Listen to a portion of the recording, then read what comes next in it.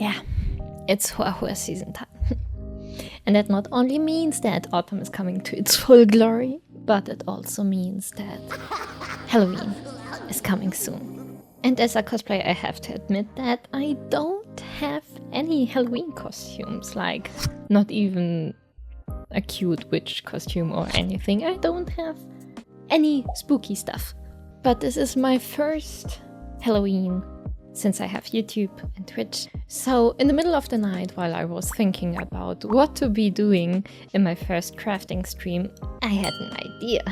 I mean, what could be a more iconic project for Halloween than a jack-o'-lantern? But instead of using a real pumpkin, I decided to make one out of EVA foam. You know, just like a real cosplayer would do. So grab yourself a hot chocolate, a tea, anything you wish, because this tutorial will get cozy. First things first, the pattern. So before the stream started, I created a pumpkin 3D model in Blender. You know, actually I have learned how to make 3D models in university because I have studied and graduated in game design. So that doesn't really mean that I'm good at it, but it is enough for me to make some basic cosplay 3D models. And of course, that also means that I'm making a few mistakes here and there still. But in general, I used a sphere with a low poly count. And in the edit mode in Blender, I selected the edges of every second line, as you can see here, and scaled them on the X and Y axis to get them poke outwards and basically get this pumpkin shape. And additionally, I beveled those edges, which rounds them up a bit and makes it look a bit more natural. Then I squished the whole sphere and also selected some faces and pulled them downwards so that the pumpkin actually does not look like a ball and more like a fruit that has been sitting and growing. I also edited the top and the bottom to go a bit inside the sphere, especially since I'm going to add a stem in just a second. I used the beveling tool again if some edges felt too sharp, but we don't have to exaggerate here. Especially if you want to use Pepakura, it will be a bit difficult for the software to recognize where to cut the shape for the pattern. So unless you want to make the UV unwrap inside Blender, just keep it as low poly as possible. And then I extruded the top face upwards and created a stem with that. I scaled and rotated it until I was happy with that. After I had also added eyes and a mouth and put them to the side of the pumpkin, I opened the file with Pepakura. You have different tools here to create the pattern the way you want it to. And I left the copies of parts out of it so that you don't have to print too much paper and arrange the parts as close together as possible. I actually want to step away from Pepakura, which is why I am not explaining too much over here, but I want to get a better hang of UV unwrapping in Blender. However, since I only had a few hours left until the stream, this was a faster solution for me on that day. Just as a quick explanation, this software auto-unfolds your 3D objects in the size you want it to be, and gives you an overview of the pages your PDF will later have. Your objects will then get ripped into parts that can be laid out flat on paper. You can completely rearrange all parts, separate them or combine them again, move them around on the pages, and so on. It's a quick solution, but actually meant to be used for paper only and does not take flexibility or thickness of EVA foam into account. I just added some numbers at the end and then I was done and saved it as a PDF file. So if you want to follow along but you don't know how to use Blender or you don't have Pepakura, I have created a PDF file which you can get over on my Ko-fi. And the pattern basically consists of 3 pages that look like that. And with these, the pumpkin should be roughly about 20 centimeters high, just like that guy. But if you want to make it larger or smaller, you can scale it in your printing settings. I just think that this should be a good size for a jack-o'-lantern, right? And as you can already see, I gave every piece of the pattern a number starting from top to the bottom. Number 1 and 2 make up the stem and then are basically glued in the middle of number 3, which has a ring around it, which is number 4. And there are other pieces that make up the face, but since the face is symmetrical, I decided to only let you print half of it and then you can mirror it on the EVA foam. For that, you only have to use the paper and put it upside down on the EVA foam, and then you have the mirrored version. I have also explained all of that in my stream for all the people that were following along. Afterwards. And with this, I should also trace these lines so that I know where to connect the other parts of the pattern. And now I need to mirror it, and when I cut it, because when I put it down now, I can see where these lines are going. So I cut it out regularly, then I put that one on top back again, and then I can, you know, like do basically that.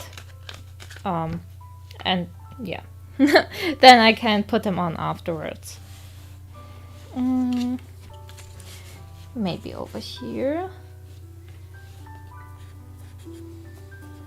Besides that, there's also a piece which is only once on the pattern, but you need it 14 times out of EVA foam. That is basically for like the whole rest of the body of the pumpkin. What you need to take care of when gluing them together though is that every second one needs to be upside down to create this little bumpy shapes. So that means because that is bent into that direction, this needs to go into that direction, and supposedly that's how the pumpkin gets its shape.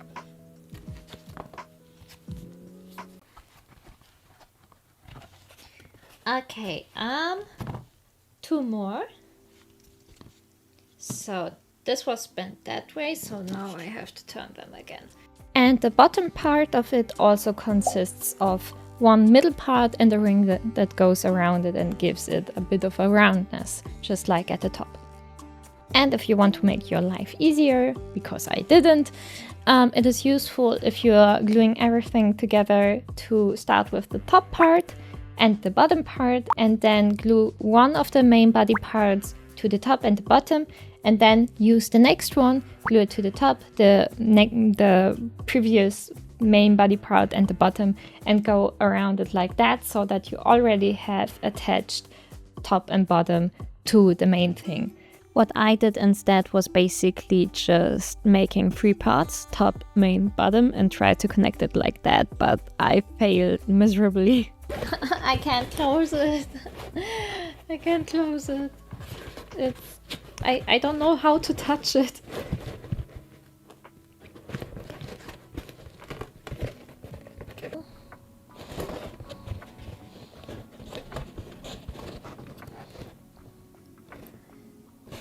Okay, it's not perfect, but I think I got it closed.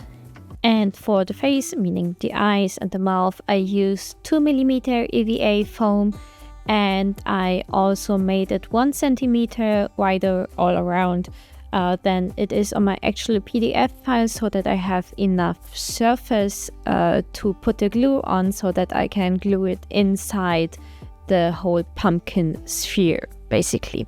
Kind of like a seam allowance while sewing. But it could be possible that the seams of your jack-o'-lantern opened up a bit, which is actually no big problem.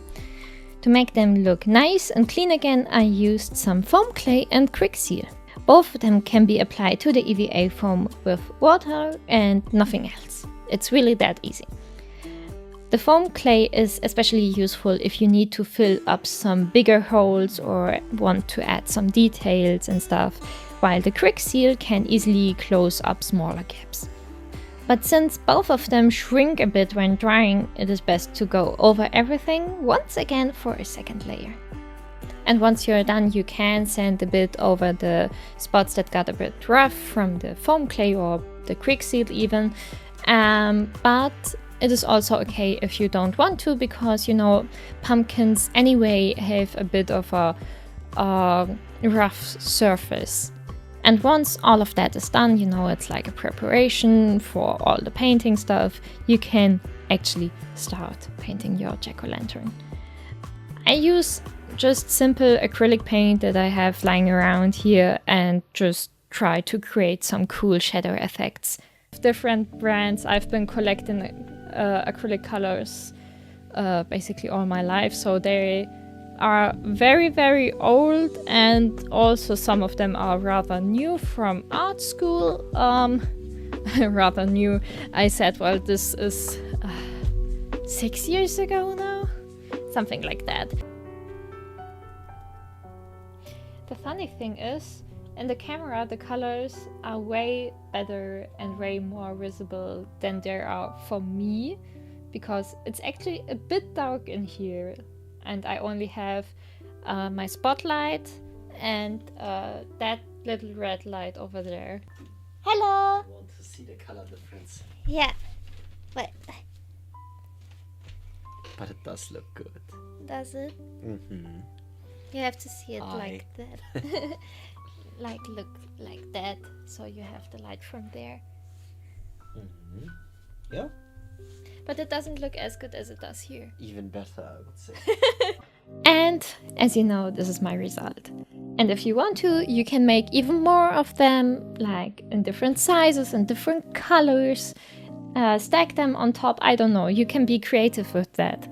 So, I hope this little tutorial was helpful to you, especially since this is my first one on this platform. I will be trying to upload one from now on every Tuesday, every week. So make sure that you're subscribed and turn on notifications so you don't miss out on anything. Thank you so much for joining me on this little journey, and send me pictures over on Instagram or TikTok or anywhere else of your jack-o'-lanterns. Bye bye. Yeah, sleep well. Have a good night. See you tomorrow. Bye bye. Love you guys. Bye.